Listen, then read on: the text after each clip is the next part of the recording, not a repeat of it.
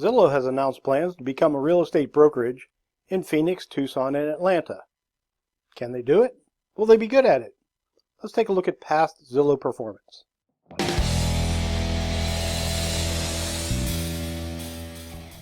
Most of us are familiar with Zillow. Zillow has a platform where we can go out on the internet, look for homes, and we can also get a Zestimate of what our home may be worth.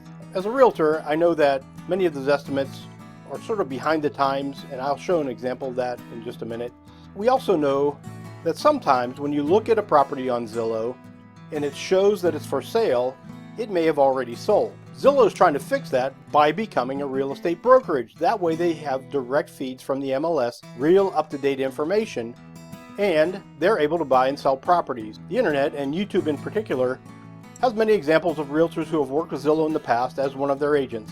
You can search YouTube and try to find out what agents have thought of Zillow in the past and if it was worthwhile working for them. While Zillow may be a good platform for searching for properties, will it be a good platform for buying and selling properties? I think only time will tell. What we can do is we can look at that past history of Zillow and their future plans to give you a little bit of insight on whether you'd like to use Zillow for your searches and sales in the future. Another artifact that's provided for us by Zillow is the Zestimate. Now you'll notice that this is actually a property that I'm selling. You'll see we're listing at $215, and when you scroll down, you'll be able to see what Zillow provides as far as their information on this property. This is helpful. When you're out searching for a home, it's helpful to be able to go to one place like this. Although you can go to my website at www.glendaleazrealty.com and do the same thing. Although mine is tied a little bit closer to the MLS, and you'll see that under home value that the Zestimate comes in at $214,770. So it's pretty close, $215, correct? However, let me show you what happened. Back in March, the pandemic was finally wearing on people, and they began to start looking around for housing. And it wasn't until May that they really got out of the house and began to purchase. So at this point in time, in May, you'll see this home was valued under Zestimate at $187.4. But that wasn't the Phoenix market. It wasn't many other markets, because in June and July, it began to pick up. Now you'll see in June, this home is, the Zestimate is $188,000. Well, remember, after May, home prices around the country began to explode. This isn't reflected in the Zillow estimate history. If we move on to July, you'll see it's still at $188.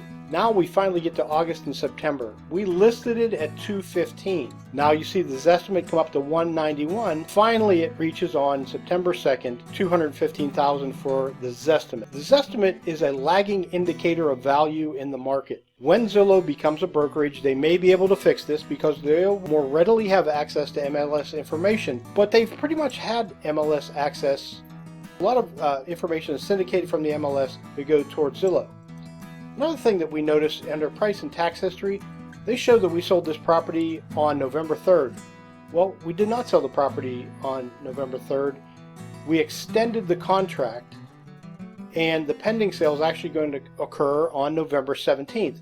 But Zillow didn't notice this. They simply picked up on the expiration of the original contract on November 3rd and showed it as sold. If you looked at this property, you would think that it sold for $212 on November 3rd. That's not accurate. When we look at Zestimates as realtors, we know that they're a good starting point, but they're really not as accurate as they can be. If you contact a realtor or an appraiser, they'll be able to give you actual up-to-date information on what the market is doing to provide a good starting point for either buying or selling a home.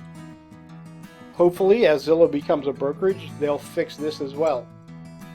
And so for the average consumer, Zillow and the Zestimate has been a good place to begin your search, to look for a house, or to look at what your property might be worth if you want to sell it. But as we've noted in the property that I've listed, just before we listed it at the selling price of $215, the Zestimate was 13% lower than the actual value. And the value is determined by what's going on in the market and what that property will appraise at.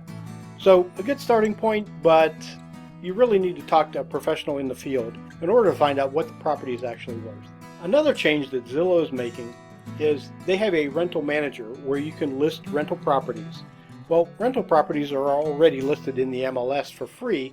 Zillow wants to charge $9.99 per week for realtors and property managers to post a rental on the Zillow website. I know that if I had a rental in the marketplace that I was offering up, I would not be paying $9.99 a week. Put it on Zillow. It's already out there. It's out there in the internet. Every time we syndicate a listing from the MLS out to the internet through IDX, it goes out to 900 different sites, almost for Coldwell Banker realtors. So we get plenty of exposure, and there's no need for us to pay almost $10 a week to list on Zillow. So how does that impact you? Well, will you be confident that if you go to Zillow, you'll be able to find everything that's out there for rent? As I said, as a realtor myself, I would never pay $10 a week to put it on Zillow. So you're not going to see my rental properties on Zillow. And if you check with your realtor, you may find that they have the same sentiment about that. I've talked to other realtors and they feel the same way. No reason to pay Zillow $10 a week if our property is already being put out on the internet anyway.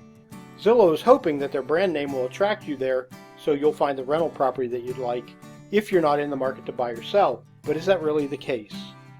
Think about that for a minute.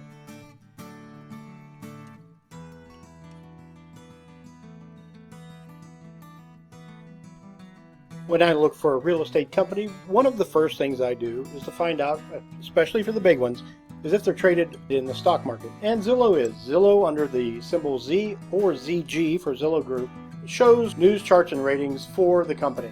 So one thing we've always known as realtors about Zillow is they've really never made a profit up until this quarter. Well, we know that everybody made a profit this quarter. The stock market is almost hitting 30,000, and it's a rebound of the coronavirus pandemic that locked everybody in. When we look at the earnings per share, we see that Zillow hasn't really tracked with the market as closely as some may have. Now, we do see this big dip in quarter one, which was, of course, where the pandemic hit us the hardest in real estate as well. But since then, real estate has really taken off. You'll know, just anecdotally, real estate prices are surging just about everywhere as people finally get out from under the pandemic and realize that they can sell or buy the home that they want. When we look at revenues, their sales, and we look at the cash flow for the company, we take a look and it's a little bit worrisome, but maybe when they become brokerage, you'll be able to turn these around.